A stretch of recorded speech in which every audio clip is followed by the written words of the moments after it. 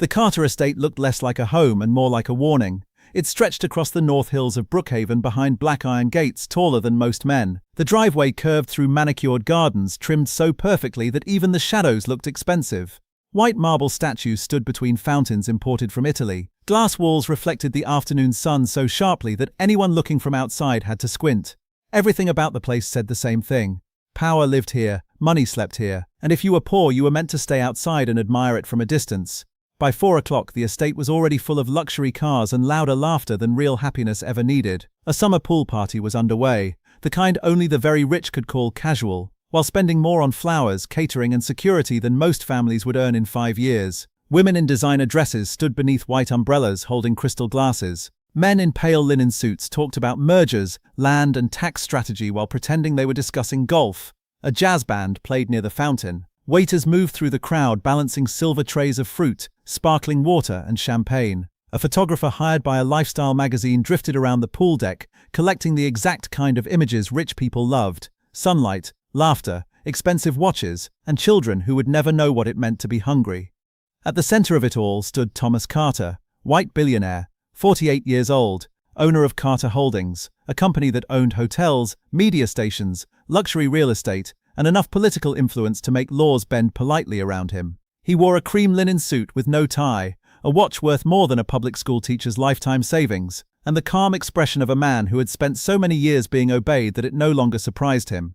People smiled wider when he looked at them, stood straighter when he passed, laughed harder at his half-finished jokes. Thomas was used to that. He was used to attention, used to control, used to entering a room and feeling it rearrange itself around his existence. What he was not used to was fear, not the real kind, not the kind that begins in the stomach, floods the chest, and strips a person down to whatever remains when money cannot solve the next 5 seconds. That fear would find him before sunset, and it would come wearing torn sneakers and a faded hoodie. 3 streets below the Carter estate, 14-year-old Isaiah Brooks was trying to sell his last 4 bottles of water at a red light. He moved between stopped cars with the care of someone who had done it 100 times but still knew one mistake could put him under a tire. The afternoon heat clung to him, sweat darkened the collar of his faded grey hoodie. His jeans were worn thin at the knees. His left sneaker had a split near the sole where cardboard had been pushed inside to stop rainwater from soaking through. Drivers usually looked through him instead of at him. Some waved him away without opening their windows. Some ignored him entirely. A few offered pity in the form of coins tossed like apologies. Isaiah didn't like pity, but he liked empty pockets even less. He had sold 7 bottles since noon. That wasn't enough. His mother needed cough medicine, rice, a bus card for Monday, in case she was strong enough to try cleaning houses again. And maybe, if the numbers somehow stretched, an orange soda she liked but never bought for herself. When the light changed, the cars pulled away, leaving Isaiah standing in a cloud of heat and exhaust. He checked the small pouch tied under his hoodie. $12.40. He looked up toward the North Hill. From where he stood, he could just see the upper glass roofline of the Carter estate glowing in the sunlight above the trees. Rich people partied on weekends with enough leftovers to feed whole buildings. Isaiah knew that because boys from his block sometimes waited near service alleys after events ended. If security didn't chase them off too early, they could find half trays of untouched food, sealed desserts, fruit cups, tiny sandwiches, bottled juice. He hated going near those places, but hunger had a way of making pride feel expensive. He adjusted the crate of remaining bottles in his arms and started up the hill. The walk took nearly 20 minutes. The neighborhood changed block by block.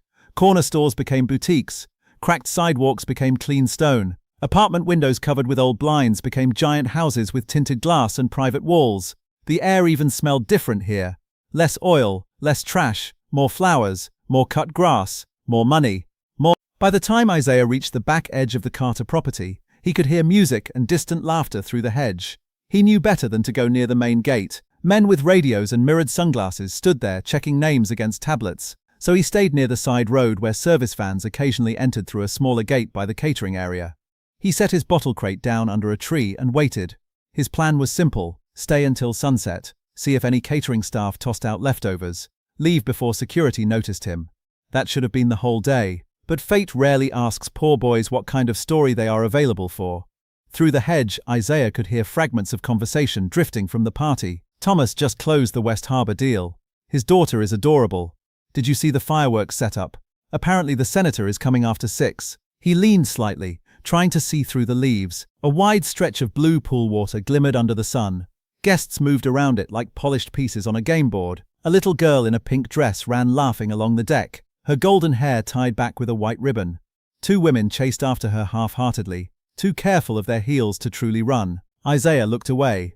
Children inside places like this always seemed unreal to him. Clean, bright, protected, like they had never touched a rusted railing, or slept through sirens, or watched adults whisper over unpaid bills after midnight. He crouched in the shade and waited. 5 minutes passed, then 10. Then somewhere on the other side of the hedge, the music grew louder, glasses clinked, someone announced a toast over a microphone, laughter rose. Isaiah was about to stand and stretch his legs when he heard the first scream.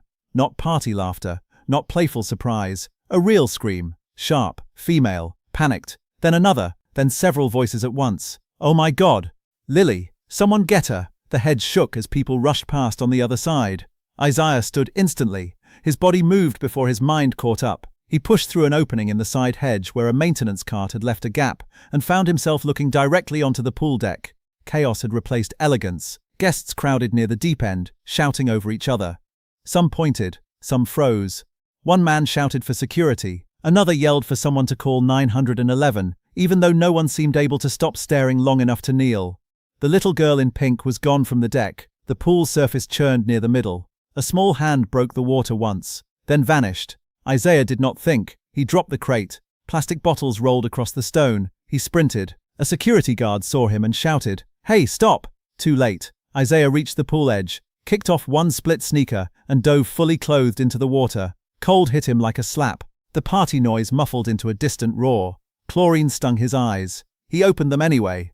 Blue water, white bubbles, floating ribbons of the girl's dress. He kicked harder, grabbed fabric, found an arm, then wrapped his hand under the child's chest the way an older boy from his block had once taught him, while messing around in the public pool years ago. "Keep the head up," the older boy had said. "Panic drowns two people." Isaiah pushed upward with everything he had. They broke the surface. The girl coughed weakly but did not wake. Voices exploded around him. "Here! Get them out! Lily!" He kicked toward the edge where hands finally reached down. Far too many now that the danger looked manageable. Two men in suits pulled the girl first. Isaiah dragged himself out after her, water streaming off his hoodie and jeans. The little girl lay motionless on the marble deck. Her father appeared then. Thomas Carter pushed through the crowd with a face Isaiah had already seen before on billboards, interviews, and the side of downtown towers. But this face was different. Not smooth, not controlled, terrified. "Lily!" Thomas dropped to his knees beside his daughter so fast his expensive trousers hit the wet marble without hesitation. A woman in a silk dress began sobbing into both hands. A guest in a navy blazer shouted, "Is there a doctor here?" A thin older man stepped forward. "I'm a cardiologist." "Move." He knelt and checked the child quickly. "She's breathing shallow. Turn her." They rolled her. Water spilled from her mouth. Then a cough. Then another. Then she cried. It was a small sound, but it shattered the frozen panic like glass. The crowd exhaled as one. Several people clapped reflexively, the way rich people often do when disaster turns into a story they can survive telling later. Thomas pulled his daughter into his arms, shaking. "Lily, Lily, look at me. Daddy's here." The child cried harder, clinging to his neck. Isaiah stood dripping beside them, shivering now that adrenaline had begun to drain from his body. Water pooled beneath his torn sneaker and sock. His chest burned from the dive and the effort of carrying the girl through the water. Nobody noticed him for a few seconds. Then Thomas looked up. Their eyes met. The billionaire rose slowly with Lily still in one arm. His expression shifted from panic to stunned recognition of what had happened. "You," he said, almost breathless. "You saved her." Isaiah shrugged once, suddenly uncomfortable under so many expensive eyes. "She was sinking," one of the guests said loudly. "That boy jumped faster than anyone." Another muttered, "Where did he even come from?" A woman with a champagne glass frowned at Isaiah's wet clothes, as if poverty itself had ruined the poolside atmosphere. Thomas stepped closer. Lily still clung to him, crying softly into his shoulder. "Son, what's your name?" Isaiah hesitated at the word son. Rich men often called poor boys son when they wanted obedience or gratitude without connection. "Isaiah, Isaiah," Thomas repeated. "You just saved my daughter's life." Isaiah looked at Lily. She needed help. Thomas's breathing steadied. His public face began trying to reassemble itself, though it cracked at the edges. "Thank you," he said. Then, as if falling back into familiar instincts, he reached into his pocket and pulled out a thick fold of cash. "Here, take this." Several guests nodded approvingly. relieved to see the world returning to its usual shape. The poor helped, the rich rewarded, balance restored through money. Isaiah looked at the bills. There had to be thousands, enough for rent, enough for medicine, enough for groceries, maybe for a month. His fingers twitched. Then he looked again at Lily, at the water still dripping from her ribbon, at the terror on her father's face, and something inside him refused. "I didn't do it for money," he said quietly. A murmur moved through the crowd. Thomas blinked, surprised. People usually took his money before he finished offering it. He lowered his hand slowly. Isaiah bent to grab his fallen wallet from beside a lounge chair. As he did, a folded photo slipped from the inside pocket and landed face up on the wet deck near Thomas's shoe. Thomas glanced down automatically, then froze. The world seemed to narrow around that single photo. A woman smiled out from it, younger than she would be now, dark curls framing her face, one hand resting on a hospital bed rail. There was tiredness in her eyes, but warmth too. A kind of warmth Thomas had once believed he would return to after building enough success to deserve it. Maria Brooks. For 14 years he had not seen her face anywhere except memory. And memory, he had learned, is crueler than photographs because it edits according to guilt. His hand began to shake. "Where did you get this?" he asked. Isaiah snatched the photo up, confused by the sudden intensity in the billionaire's voice. "It's mine." Thomas stared at him. "No," he said, almost to himself. "Where did you get the photo?" Isaiah's brows pulled together. "It's my mum." Silence spread through the nearest ring of guests. Thomas felt the air leave his chest. "What? My mother?" Isaiah repeated. "That's her." Thomas looked from the photo to the boy's face. Dark eyes, the line of the jaw, a stubborn stillness around the mouth. Until that moment he had only seen wet clothes, thin wrists, and class difference. Now he saw patterns, echoes, the past standing in front of him wearing a cheap hoodie. "How old are you?"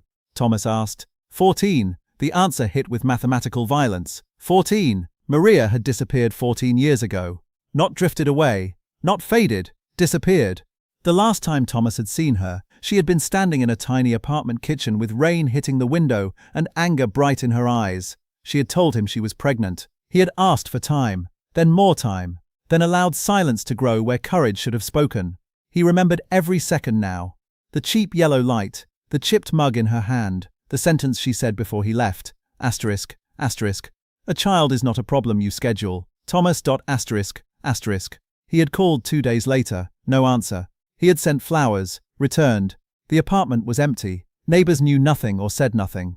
A month later, business swallowed grief and pride together, or so he had told himself. Now a 14-year-old poor black boy stood dripping on his marble deck holding Maria's face in his hand. "Where is she?" Thomas asked, voice thin. Isaiah took one cautious step back. "Why?" Thomas barely heard him. "Where is your mother?" "At home." Thomas moved closer. "I need to see her." Isaiah's expression hardened. Children who grow up poor learn quickly that rich urgency rarely benefits them. "My mum said rich men only come around when they need something." The words struck harder than accusation because they sounded like Maria. Thomas swallowed. "She was right," he said quietly. Most of the time, the crowd around them shifted uneasily. Guests were beginning to sense this was no longer a pleasant rescue story but something messier, older, more dangerous to witness. A woman in white approached carefully. She was probably Lily's nanny. "Mr. Carter," she said softly, "Lily should go inside." Thomas looked down at his daughter. The child had calmed enough to stare at Isaiah now with wide, wet eyes. "You jumped in for me," she whispered. Isaiah nodded once. "You were drowning." Lily looked at her father. "Can he come inside?" Thomas's eyes remained on Isaiah, maybe in a moment, then to the head of security. "No one touches this boy. Do you understand me?" The guard who had shouted earlier straightened immediately. "Yes, sir." Thomas turned back. "Isaiah, please, just tell me where your mother is." Before the boy could answer, a thin cough came from near the side hedge. Small, dry, then another. Isaiah's face changed instantly. He turned and ran toward the opening in the hedge without explanation. Thomas followed. Beyond the hedge, partly hidden in the shade near the service wall, sat a woman on an overturned crate. A scarf covered part of her hair. One hand pressed against her ribs. A paper bag rested beside her, half open, revealing a cheap inhaler and a bottle of water with only a few inches left. She looked up at the sound of footsteps. Her eyes found Isaiah first, then Thomas, and all the color drained from her face. Maria Brooks had grown thinner. Life had sharpened her. There were faint shadows under her eyes, lines at the corners that hadn't been there 14 years ago, and a weariness in the way she held her body, as if every breath had become something she negotiated with pain. But it was her, unmistakably. Thomas stopped like he had struck glass. Maria stood too quickly, one hand on the wall for support. No. It was the first word she said. Not surprise, not hello. No. Isaiah moved beside her at once. Ma, I didn't bring him. He saw the photo. Maria's eyes flashed to the picture in Isaiah's hand, then back to Thomas. Of course this is how fate would do it, Thomas thought. Not in a lawyer's office, not through a dignified conversation, but beside a hedge behind his mansion, while party music drifted through leaves and his rescued daughter cried in the distance. Maria, he said, don't. Her voice was rougher than he remembered, more tired, more dangerous. Thomas looked at her scarf, the medicine bag, the way she leaned too heavily on one leg. Are you sick? She almost laughed. You don't get to start there. Isaiah looked between them, confused and tense. You know each other? Thomas opened his mouth. Maria spoke first. Yes, she said, eyes never leaving Thomas. We used to. The boy frowned. What does that mean? Thomas took one slow breath. It means your mother and I. Maria cut in sharply. It means nothing that helps us. Thomas's jaw tightened. Maria, he deserves honesty, not timing from you. The old rhythm of them returned in one sentence. Not comfort, not familiarity, collision. From the other side of the hedge, guests still whispered. Security radios crackled. Somewhere near the pool, someone restarted music too quietly, as if hoping wealth could outplay reality. Thomas stepped closer, lowering his voice. Is he mine? Isaiah went still. Maria's expression did not change. For a few seconds she said nothing. The silence itself became an answer before words arrived. Then she spoke. Yes. Thomas felt the world drop out beneath him. Not metaphorically, not poetically, physically. Like the ground had shifted and his body had not received warning.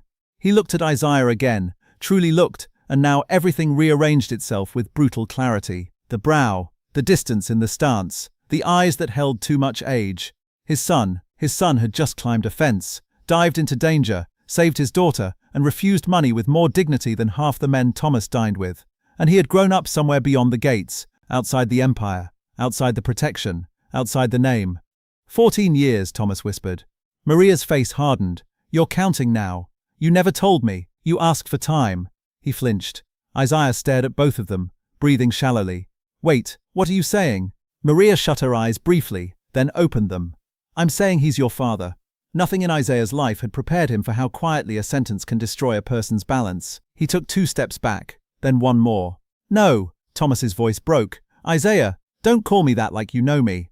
The words were fierce, but underneath them was panic, pure panic. The kind a boy feels when the world he understood as hard but stable suddenly becomes stranger than fiction.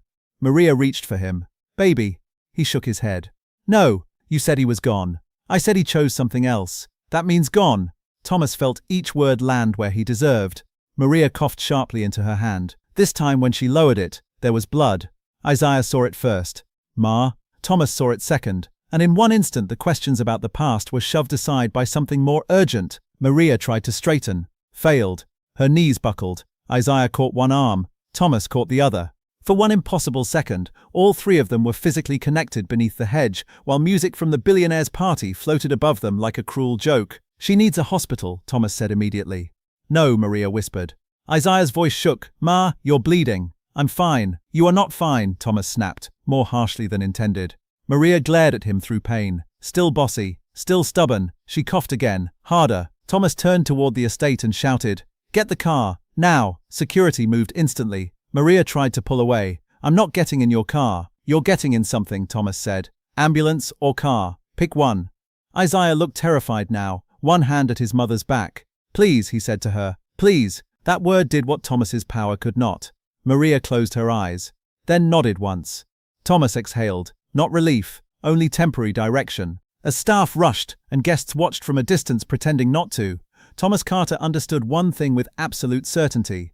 The most important part of his life had happened outside his walls, and by the time he found it, it was already bleeding. The party ended without anyone announcing it. Music still played near the pool, waiters still carried trays, guests still stood in circles pretending conversation mattered. But the energy had collapsed. The smiles were thinner, the laughter forced. Every eye kept drifting toward the side driveway where Thomas Carter's black executive SUV waited with its rear door open. Because behind the polished illusion of wealth, something real had happened. A billionaire's daughter had nearly drowned. A poor black boy had saved her. That same boy had turned out to be the billionaire's hidden son. And now the woman Thomas once abandoned, was coughing blood into a cloth while being helped toward his car. No amount of champagne could compete with that story. Thomas ignored them all. He stood beside Maria as Isaiah supported her from the other side. She was trying to walk under her own strength, but each step looked negotiated with pain. "I can walk," she said through clenched teeth. "You're barely upright," Thomas answered. "I said I can walk." "She means she doesn't want help," Isaiah muttered quietly.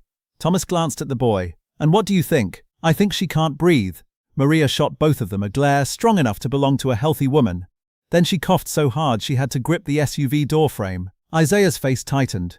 Thomas didn't ask again. He lifted her, one arm behind her back, one under her knees. Maria gasped in shock more than pain. "Put me down. You always did confuse money with permission, and you always argue while losing." He placed her carefully in the back seat. Isaiah climbed in beside her immediately. Thomas shut the door and moved to the driver's side. A head of security approached. "Sir, should I call your physician?" "No. Mercy General. Fastest route." "Sir, the press is already outside the front gate." "Then let them wait." He got in and drove himself. That alone would have made headlines. Thomas Carter hadn't driven his own car in years. Tonight, control felt useless in anyone else's hands. Inside the SUV, silence lasted 30 seconds. Then Isaiah spoke. "So, you're really my father?" Thomas looked at him through the rearview mirror. "Yes." The boy frowned. "That's all." "What do you mean? You just say yes?" Thomas tightened his grip on the wheel. "I don't know what sentence could cover 14 missing years." Isaiah looked down. "Neither do I." Maria leaned back against the leather seat, eyes closed. "Try starting with sorry." Thomas swallowed. "I'm sorry." Isaiah gave a small, bitter laugh. "That was fast," Maria whispered. "Too fast." Thomas almost smiled despite the pain in the car.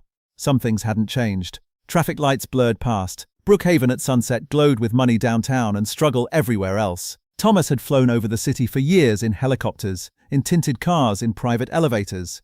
Tonight he saw sidewalks, bus stops, people waiting outside clinics, mothers dragging groceries, teenagers walking home tired. The city looked different when guilt cleaned the glass. "How long have you been sick?" he asked. Maria didn't answer. Isaiah did. "Almost a year." Thomas's chest tightened. "A year?" She kept saying it was a cough. "It was a cough," Maria muttered. "People don't cough blood for fun," Isaiah snapped. Thomas glanced in the mirror again. The boy's jaw was set, protective, angry, frightened. "His son. How did you manage?" Thomas asked quietly. Isaiah shrugged, same way poor people do. The sentence carried no drama, just fact. Thomas had never hated himself more.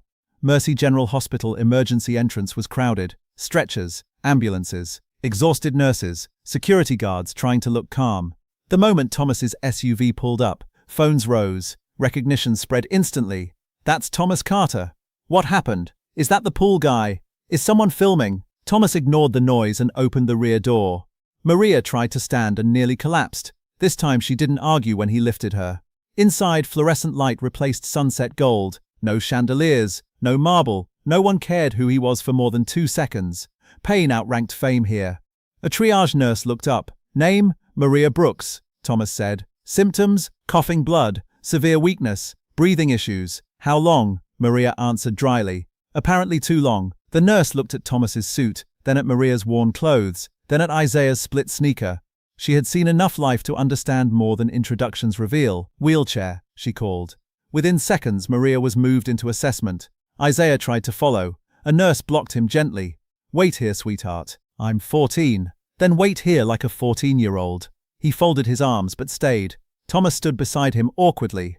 This felt stranger than boardrooms, harder than negotiations. He did not know where to put his hands, or his guilt. After 10 silent minutes, Isaiah spoke first. "Did you know I existed?" Thomas answered honestly. "No. Would it have mattered?" "Yes." "How much?" Thomas turned to him fully. "Enough to change everything." Isaiah stared. "You sure?" "No." The boy blinked. Thomas continued. "I'm sure now. I don't know who I would have been then." Isaiah looked away. "That sounds like rich people truth." "What does that mean?" "It means honest enough to sound good." The words hit cleanly. Thomas nodded slowly. "Fair." Dr. Lena Torres entered with a clipboard and tired eyes. "Family of Maria Brooks." Isaiah stepped forward instantly. "I am," Thomas said. "So am I." The doctor looked between them. "Wonderful. Complicated families are my favorite." She checked notes. "She has severe pneumonia, possible internal bleeding, dangerously low oxygen, and signs of prolonged neglect." Thomas flinched at the last word. "She needs scans and admission tonight." "Do it," Thomas said. Dr. Torres raised one eyebrow. I wasn't asking permission. Isaiah tried not to smile. Thomas almost did. Maria was moved upstairs for imaging. Isaiah sat in the waiting room chair, kicking one foot nervously. Thomas bought snacks from a vending machine and returned carrying too much. Chips, juice, crackers, cookies, a sandwich no one should trust from a machine. Isaiah stared. You buy stores like that too? I over-prepare. You panic buy. Thomas handed him juice. Maybe. The boy opened it. When did you last eat? Thomas asked. Breakfast. What was breakfast? Toast. That's not enough. It was if you only have bread. Thomas sat beside him. How long have you been taking care of her? Isaiah shrugged. Since forever. No child should have to. Then where were you? The question landed like steel. Thomas looked straight ahead. Building things. Isaiah nodded slowly. Yeah, that's what I thought. Hours later, Maria finally returned from scans with oxygen tubing under her nose. She looked weaker, but sharper somehow. Illness often strips away the energy people use to be polite. She motioned Isaiah closer first. He ran to her bedside. You okay? I'm glamorous, she whispered. He laughed through wet eyes. Then she looked at Thomas. You too, he approached carefully. You scared him. Good, he should practice. You scared me. Good, you need practice too. Even now she fought from the bed. Thomas lowered his voice. Why didn't you tell me? Maria's eyes cooled. Because the night I told you I was pregnant, you said your investors couldn't handle scandal. He froze. I never said scandal. You said timing. I was 24 hours from a major deal. You were 24 hours from choosing. Isaiah looked between them. This sounds old. It is, Maria said. It still matters, Thomas added. She coughed hard. The monitor beeped faster. A nurse adjusted her oxygen. Enough excitement. Maria pointed weakly at Thomas. He started it 14 years ago. Later that night, Isaiah dozed across 2 chairs in her room. Thomas stood by the window looking over the city lights. Maria watched him. You look expensive even when guilty. I deserve worse. Yes, he turned. I looked for you. For how long? He hesitated. Months. She laughed once, bitterly. I hid from men your father sent for years. Thomas went still. What? Her face hardened. You didn't know. My father what? Arthur Carter sent people. Cash offers first, then threats disguised as concern. Thomas's stomach dropped. No, yes. You're lying. She pointed weakly toward Isaiah sleeping. Do I look like I waste oxygen lying? Thomas sat slowly. My father knew. He knew before you did. How? He had people watching your life. I was a risk. Thomas felt cold spread through him. A risk to what? The family image, the business, the white billionaire dynasty. She coughed. Pick one. He gripped the chair arms. And you ran. I survived. You should have told me. You should have been someone safe to tell. He had no defense left. None. The room door opened. Claire Benson entered carrying 2 phones and a folder. Thomas's chief executive assistant moved like efficiency given human form. Sir. He looked up. Not now. It is now. News broke. What news? She handed him the tablet. Headline after headline flashed. Billionaire Thomas Carter's secret son emerges after dramatic rescue. Who is Isaiah Brooks? Carter stock falls in after-hours trading. Maria sighed. Of course. Claire looked at her. You must be Maria. You must be the woman paid to make disasters wear lipstick. Claire blinked once, then nodded. I like her, she said to Thomas. Maria smirked weakly. Thomas set the tablet down. I don't care about stock. Claire stared. Please repeat that slowly so I can record it. He ignored her. What else? She lowered her voice. Your father's old attorney called. Thomas's eyes narrowed. My father is dead. Yes, his instructions apparently are not. She opened the folder. There's a sealed trust file. It activates if an undocumented heir appears. The room went silent. Maria whispered. I knew it. Thomas stood. What file? Claire met his gaze. A contingency plan. For what? She hesitated, then said the words carefully. For removing the boy from succession, permanently. Thomas felt something ancient and violent rise inside him. Maria closed her eyes. I told you, she whispered. Isaiah woke up. What happened? No one answered fast enough. Because in that hospital room, while machines beeped around his sick mother, 14 years of buried truth had just become war. The hospital room felt smaller after Claire spoke. Machines still beeped. Oxygen still hissed softly through the tubing near Maria's face.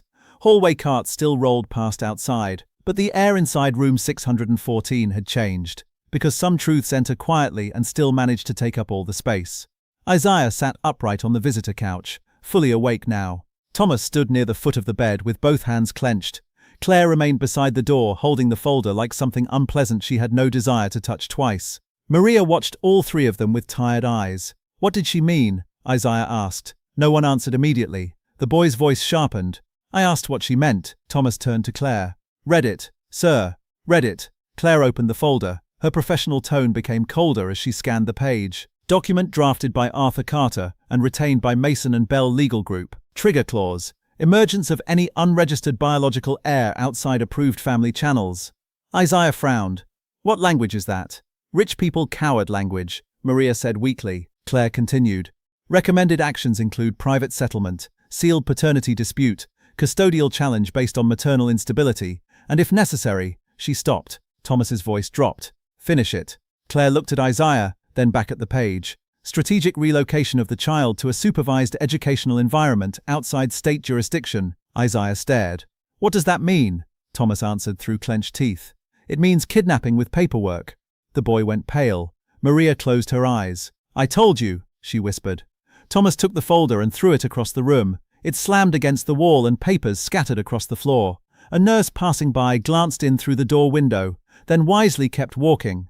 Isaiah looked at Thomas. Your family wanted to take me? Thomas met his gaze. Yes. And you didn't know? No. Would you have stopped it? Thomas hesitated for one fatal second. Isaiah saw it. That means no. No, Thomas said quickly. It means I don't know who I was then. That's not better. No one in Thomas's empire spoke to him that way. No one except the people whose words mattered most. Maria motioned weakly. Isaiah, come here. He moved to her bedside. She touched his wrist. You were never in danger because of him. She nodded toward Thomas. You were in danger because of men who believed money should choose blood. Isaiah swallowed hard. Why didn't you tell me the truth? Her eyes softened. Because children deserve childhood before family politics. I was selling water in traffic. The sentence shattered her. She looked away. Thomas looked away too. Neither had a defense against reality spoken that simply. Later that night, Dr. Lena Torres returned. She checked monitors, adjusted medication, then glanced at the papers still scattered on the floor. Should I ask? No, said Thomas. Yes, said Maria. Maybe, said Isaiah. Dr. Torres sighed. Good, a normal family. She reviewed Maria's chart. Infection is responding. Bleeding has slowed. If tonight stays stable, chances improve.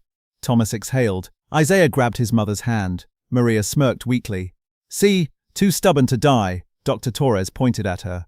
Save strength. Sarcasm burns calories. Then she looked at Thomas. You. Hallway. He followed. Outside the room she folded her arms. You care about them? Yes. Recently. He accepted the hit. Yes. Then understand this. Recovery isn't a press conference. It's appointments, medicine, rides, late nights, fear, patience, setbacks, and showing up when no cameras care. He nodded slowly. I understand. No, she said. You don't, but you can learn. Then she walked off. Thomas stood alone in the hallway feeling more instructed than in any boardroom of his life. By morning, Brookhaven had turned the story into entertainment. News anchors smiled over dramatic graphics. Asterisk, asterisk, billionaire secrets on shocker, asterisk, asterisk, asterisk, asterisk, pool hero, may inherit fortune, asterisk, asterisk, asterisk, asterisk, asterisk. New show is Maria Brooks. Commentators debated bloodlines. Influencers recreated the rescue scene. Finance channels speculated on trust exposure. No one asked if Isaiah had slept. No one asked how Maria was breathing. Claire muted every television within 20 feet of them. You're becoming sentimental, Thomas said. I'm becoming violent, she replied. At 10 a.m., Richard Hale arrived, Thomas's cousin, board member, polished predator. He wore a navy suit and the smile of a man who enjoyed funerals if inheritance was involved. He entered the hospital room carrying flowers no one wanted. Thomas, he said warmly. Tragic mess. Thomas didn't stand. Leave. Richard ignored him and looked at Isaiah. So this is the boy. My name is Isaiah, the boy said. Richard smiled wider. Confident too. Maria's voice was weak but sharp. If you keep talking, I'll recover just to slap you. Claire covered a laugh. Richard set the flowers down. I'm here to help. Markets hate uncertainty. Thomas rose slowly. My mother nearly died. Richard shrugged. Markets also hate illness. Thomas crossed the room. What do you want? Richard lowered his voice. The board wants reassurance. If the boy is legitimate, structures change. Isaiah looked at Maria. Why do rich people always sound scared while pretending to be calm? Richard's smile thinned. Thomas answered without looking away from him. Because they know most of what they own rests on paper. Richard stepped closer. You're emotional. I'm awake. The company can't be steered by guilt. Thomas leaned in.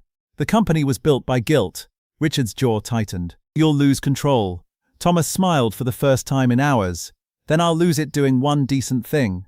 Richard glanced at Isaiah again.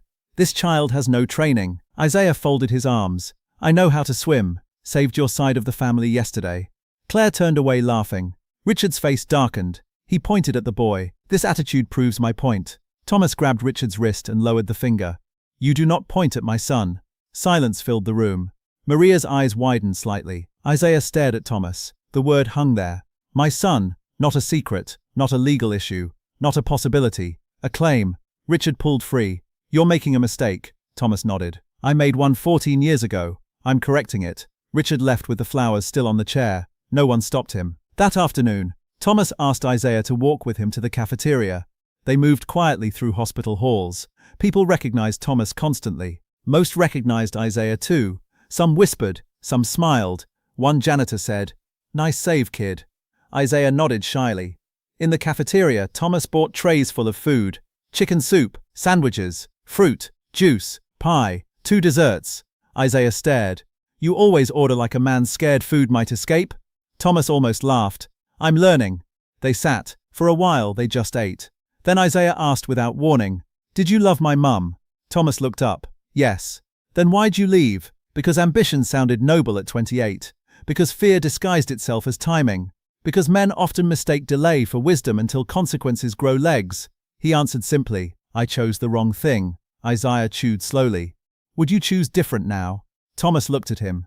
Yes. How do I know? You don't. The boy nodded. That's honest.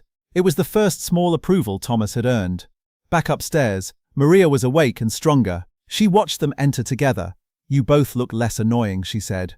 Isaiah sat beside her. He bought too much pie. That is genetic, she replied. Thomas stood near the bed. I need to tell you something. Maria raised an eyebrow. Try not to make it expensive. I'm calling a press conference. Her face hardened instantly. No, not for publicity. Then why? To tell the truth publicly before others weaponize it privately. She studied him. That almost sounded wise. It frightened me too. Isaiah frowned. What truth? Thomas looked at him. That you are my son. That no one will hide you. That no one will shame your mother. That if anyone attacks this family, they answer to me first. Maria's eyes softened for the briefest moment. Then she said, You think one speech fixes years? No, what fixes them? He answered quietly. Years. For once she had nothing sharp to throw back. That evening, Thomas stood behind a podium outside Mercy General. Cameras packed the entrance. Lights blazed. Microphones crowded like weeds. Claire stood to one side. Security ringed the steps. Inside the hospital window above, Isaiah and Maria watched from her room. Reporters shouted questions. Is the boy yours? Were you hiding him? Will he inherit Carter Holdings? Did your father target the family? Thomas adjusted the microphone. Then said, My name is Thomas Carter. For many years that sentence has been enough to open doors. The crowd quieted. Tonight it is not enough. He looked directly into the cameras. 14 years ago, I failed a woman named Maria Brooks. Inside the room, Maria went very still. I failed because I chose ambition over courage. While I built towers, she built a child. While I expanded wealth, she protected him alone. Reporters scribbled furiously. Thomas continued. Yesterday, that child saved my daughter's life. He paused. His name is Isaiah Brooks. He is my son. The crowd erupted in noise. Questions exploded. Thomas raised a hand. And if any person, board member, relative or institution, attempts to harm him or his mother for profit, status or convenience, his voice hardened. They will discover I learn from my mistakes. Inside the room, Isaiah whispered. Was that cool? Maria smiled despite herself. A little. Then her monitor suddenly beeped faster. She grabbed her side in pain. The smile vanished. Nurses rushed in. Thomas, still outside before cameras, saw movement through the window, saw doctors surrounding her, saw Isaiah panic, and in that instant, while reporters shouted his name, he abandoned the podium and ran back into the hospital. Because truth had finally been spoken, but he might still lose the person who deserved to hear it most. Thomas Carter reached Maria's hospital room before the elevator doors had fully opened. He ran the last stretch of hallway. Nurses moved aside. Security struggled to keep pace. The billionaire who once measured movement by schedule now moved only by fear. Inside room 614, Monitors flashed. A nurse adjusted oxygen flow. Another checked blood pressure. Dr. Lena Torres stood at the bedside giving rapid instructions. Maria gripped the rail with one hand, breathing hard through pain. Isaiah stood against the wall, frozen and terrified. "Mum!" Thomas crossed the room instantly. "What happened?" Dr. Torres didn't look up. She strained after surgery. Internal pain spike. "We're checking for complications." "Is she dying?" The room went silent for one brutal second. Then the doctor answered honestly. "Not if everyone stops asking dramatic questions and lets me work." Isaiah almost cried from relief. Thomas nearly laughed from nerves. Maria managed a weak whisper. "She's rude." Dr. Torres replied without turning. "And you're alive. We both have gifts." Minutes stretched. Medication entered the IV line. The monitor slowed gradually. Maria's breathing steadied. Color returned to her face. Finally, Dr. Torres stepped back. "She's stable." Isaiah burst into tears. Thomas exhaled so deeply, his shoulders dropped for the first time all day. Maria looked at both of them. "You two are exhausting." Isaiah ran to her side carefully. "You scared me." She touched his cheek. "Good. Stay alert." Then she looked at Thomas. "You abandoned cameras for me?" "Yes." Public growth. News of Thomas leaving the press conference mid-sentence spread everywhere. Clips replayed across every channel. Asterisk. Billionaire. Runs from media to rush to Secret Son's mother. Asterisk. Thomas Carter chooses family over press. Asterisk. Redemption or PR stunt. Claire muted another television in the waiting room. "If one more anchor says humanizing moment, I'll commit crimes," she said. Thomas, seated beside Isaiah outside Maria's room, almost smiled. Isaiah looked up. "People really care this much?" "No," Thomas said. "They care this loudly." The boy thought about it. "That sounds sad." "It is." The next 3 days changed everything. Maria improved slowly. Pain became manageable. Her lungs strengthened inch by inch. She could sit upright, then stand with help, then walk 6 careful steps. Each victory felt larger than any deal Thomas had ever signed. Isaiah stayed close. Thomas stayed closer. He cancelled board meetings, moved conference calls, ignored investors. When Claire warned markets were nervous, he said, "Let them experience character development." She stared. "You're becoming dangerous." "No," he said, "just unavailable." Fatherhood arrived badly organized. On day 4, Thomas tried helping Isaiah with homework. "What's 12 times 8? He asked. Isaiah shrugged. "Depends." "Depends on what?" "How tired I am." Thomas blinked. "That isn't math. It is in my school." Later he tried making breakfast in the hospital family kitchen. The smoke alarm objected. A nurse confiscated the pan. "You own restaurants?" she asked. "Several." "Then stay out of kitchens." Isaiah laughed so hard he nearly dropped his juice. Maria, watching from the doorway with a walker, smiled despite herself. "You're terrible at normal life." Thomas looked at her. "I'm new. Try harder." He nodded. "I intend to." But peace never visits wealthy families without enemies noticing. On the 5th morning, Claire entered Maria's room, carrying a folder and the expression she reserved for expensive disasters. Richard filed suit. Thomas looked up sharply. "For what?" "Emergency injunction." Maria groaned. "English." Claire opened the file. "He's challenging Isaiah's claim publicly, alleging manipulation by Maria, emotional instability, and opportunistic fraud." Isaiah stiffened. "What does that mean?" Thomas's face darkened. "It means a coward wants money." Maria tried to stand too fast. Pain hit her immediately. "He called me what?" "Sit down," Thomas said. "I will sit on his throat." Dr. Torres, entering at that exact moment, said, "Excellent recovery spirit. Terrible discharge behavior." She took the folder, skimmed it, then looked at Thomas. "Handle your circus outside my hospital." "I will." Then to Maria. "You are not going anywhere today." Maria folded her arms. "I was going to court. You're going to bed." Even Maria respected her enough to obey halfway. That afternoon, Thomas walked into the downtown courthouse with Isaiah beside him. No limousines, no grand entrance, no attempt to hide. Cameras exploded around them. "Mr. Carter, is the boy your heir? Did Maria Brooks trick you? Will you settle?" Thomas ignored them all until Isaiah tugged his sleeve. "Can I say something?" Thomas bent down. "What?" The boy pointed at the cameras. "They're rude." Thomas almost laughed. "Yes. Can I tell them?" "No. Can I think it loudly?" "Absolutely." Inside the courtroom, Richard sat with 2 attorneys and the smug confidence of a man who mistook legal paperwork for strength. He smiled when Thomas entered. "You brought the prop." Thomas's face hardened instantly. "That's my son." Richard leaned back. "For now." The judge entered. Proceedings began. Richard's lawyer argued carefully. Questions of paternity, inheritance confusion, potential manipulation, need for protective financial control. Then they implied Maria had targeted Thomas through Isaiah. The courtroom murmured. Thomas stood before his lawyer could stop him. "I'd like to speak." The judge frowned. "You have counsel. I have history." She considered him, then nodded once. Briefly. Thomas turned toward the room. "For years I believed wealth meant deciding who mattered." Silence spread. "I was wrong." He pointed toward Isaiah. "That boy owes me nothing. Not love, not trust, not my last name." He turned toward Richard. "And the woman you insulted spent 14 years doing alone what I failed to do at all." Richard's smile faded. Thomas faced the judge. "This case is not about protecting assets. It is about protecting greed." Then he removed a folder from Claire's hand. Arthur Carter's hidden records, shell accounts, Richard's signed authorizations, payments connected to surveillance and attempted child relocation. Thomas placed them on the evidence table. "These documents may interest the court more than my family."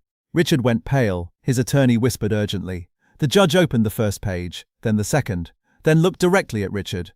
"Bailiff." Chaos erupted. Richard stood. "This is outrageous." The judge's voice cut through the room. "So is kidnapping on paper." The bailiff moved toward him. "Cameras outside would feast for weeks." Isaiah looked at Thomas in awe. Did you just arrest your cousin?" Thomas adjusted his cuff. "No." He glanced at the judge. "She did." Isaiah grinned. "That was cool." Back at Mercy General, Maria had been discharged that evening. Thomas brought them not to his mansion, but to a smaller lake house outside the city. Quiet, warm, private, no staff except one housekeeper Maria approved of within 5 minutes. "This place isn't obnoxious," she admitted. "That may be the nicest thing you've ever said to me. Don't get used to it." Isaiah ran room to room in disbelief. "There's a game room," Thomas called after him. "There are rules," Isaiah shouted back. "I'm poor, not new." Maria laughed until she coughed, then laughed again. Weeks passed. Maria healed. Isaiah started at a better school but kept his old sneakers on the first day. Thomas offered new ones. Isaiah refused. "Why?" "So I remember." Thomas said nothing. He understood. At night, they ate dinner together, sometimes awkwardly, sometimes warmly, sometimes arguing over homework, vegetables, or Thomas trying too hard. But they kept showing up. That mattered more than smoothness. One evening, Isaiah asked quietly, "Why didn't you just take me when you found out?" Thomas looked at him.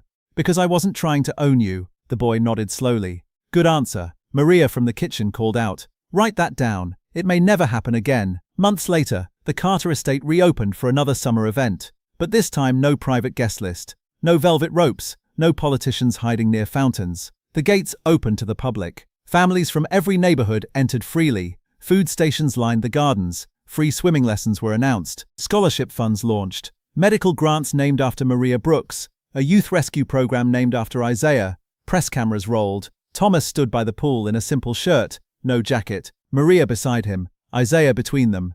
A reporter asked, "Mr. Carter, what changed you?" Thomas looked at the water, then at the boy who once dove into it without hesitation. "Someone who had nothing," he said, "showed me what courage looked like." The reporter turned to Isaiah. "How does it feel becoming heir to a billionaire empire?" Isaiah shrugged. "I mostly feel hungry."